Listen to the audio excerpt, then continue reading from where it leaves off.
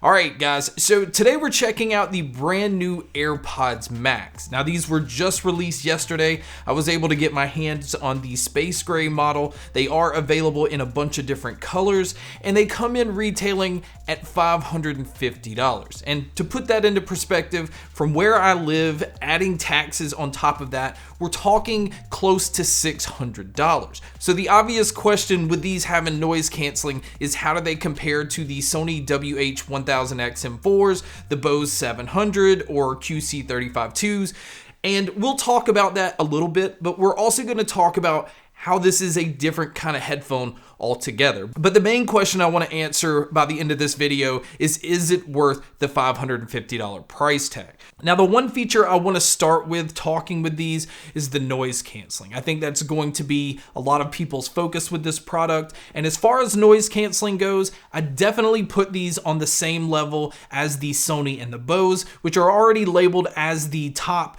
when it comes to noise canceling in this category. And I think the AirPods Max definitely meet up with those. Now, I don't think they are doing anything better, but I don't feel like they're lacking either. So I don't feel like you're going to be sacrificing noise canceling by going with the AirPods Max. Now, one feature I think that you're definitely going to get better quality out of is the transparency mode. These do an excellent job of picking up your surroundings. They do a very good job of just feeling like you can still carry on a natural conversation. Nothing really sounded digital or artificial, and so the microphones were doing an incredible job of allowing you to hear your surroundings. Now, another feature that these have, if you're going to be using them with an iPhone or an iPad, is it also has spatial audio. Now, this is a feature if you're going to be watching movies that just kind of adds this 3D type effect where the audio kind of moves depending on where you're moving your head. And so it's just a nice experience if you're going to be using these for watching that type of content.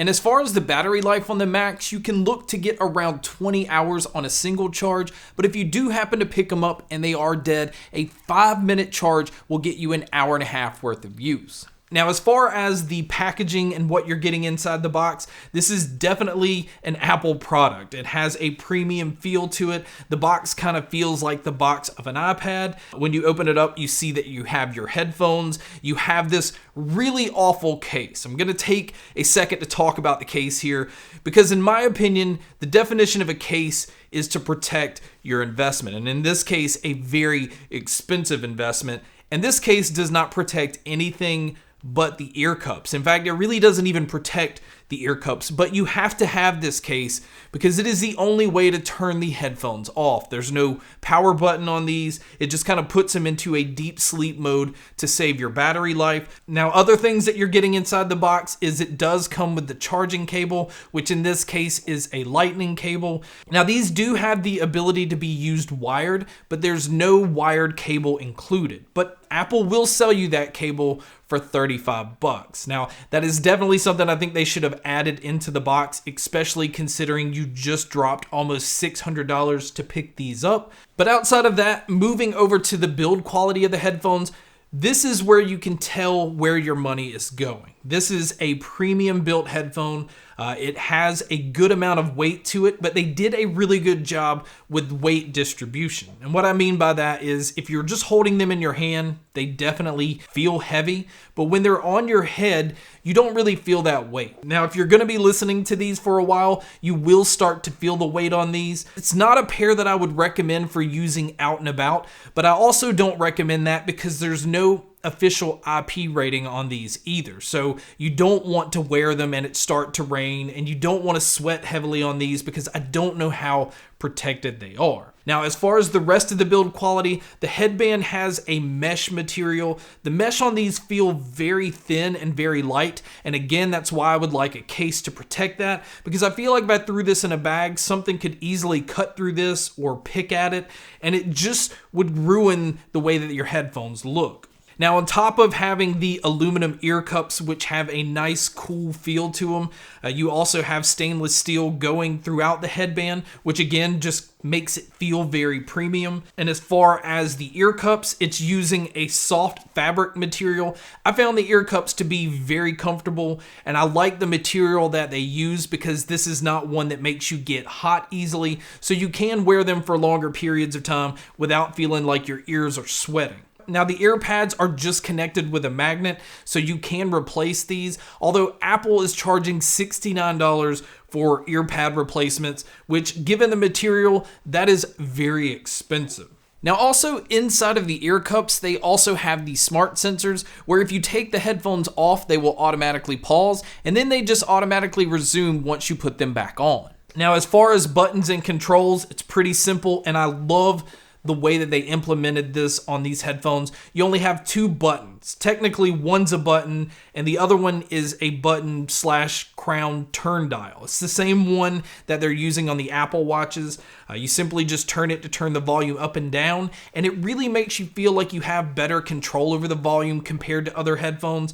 And then the button on the crown allows you to play, pause, skip your tracks forward, and go backwards, and everything just works really nicely. Now, the other button that you have is your noise canceling button. Now, straight out of the box, it gives you two options. It allows you to turn your noise canceling on or switch them over into transparency mode. Now you can go within the settings if you're using an Apple product and allow it to have a third option, which is just to listen with the noise canceling turned off. Now I personally prefer this because I like to be able to just have all of my options and being able to control them on the headphones themselves. Now, as far as the microphones on here, on top of already doing a very good job with the noise canceling, they also do a really good job of picking up your voice for phone calls as well. But you guys can be a judge by listening to a test here. All right, guys, so here is a mic test using the AirPods Max. I think overall it does a really good job of picking up my voice and still keeping it clean, but this is what it would sound like if you were to take a call. And so now here is a mic test with a crowd noise being played, which you can hear here. And so this is what it would sound like if you were to take a call in public. So now let's talk about the sound quality. I'm one of those people that will gladly spend a lot of money if I'm getting a very, very good sound experience. And I feel like with the AirPods Max, that's really going to come down to your sound preference. Now I know that's kind of the same with any audio product because audio is so subjective, but these have a specific sound signature that I don't think is going to please everyone. And I say that because if you are a bass head and you're used to the sound that the Sonys have or Skull Candies or, you know, a lot of brands out there that have a little bit more focus on the low end, you may be disappointed in these because these are more geared towards the mids and the highs. There's a lot of focus on details. You're able to hear a lot of things very clearly. They sound really nice and natural. I feel like vocalists sound very pleasing in these headphones, but I always felt like the bass could use a little bit of a boost. Now, I know you can go within apps and kind of EQ these, but I still wish that Apple had their own app or at least had some built-in EQ settings that you could adjust yourself. I just think straight out of the box, these are definitely lacking in the low end. Now, I will say that genres that these definitely stand out with are acoustic type music. Anything that's very vocal driven, it does a really good job of making the vocalist sound right there in front of you. You can hear a lot of details in vocals that just sound extremely nice. Same thing with acoustic guitars or anything that's just light and airy. It just picks it up really nicely. It's just hip hop and pop and a lot of metal where you like to feel the drums. It just feels like it's missing a little bit. Now, as far as the soundstage and the sound imaging on these,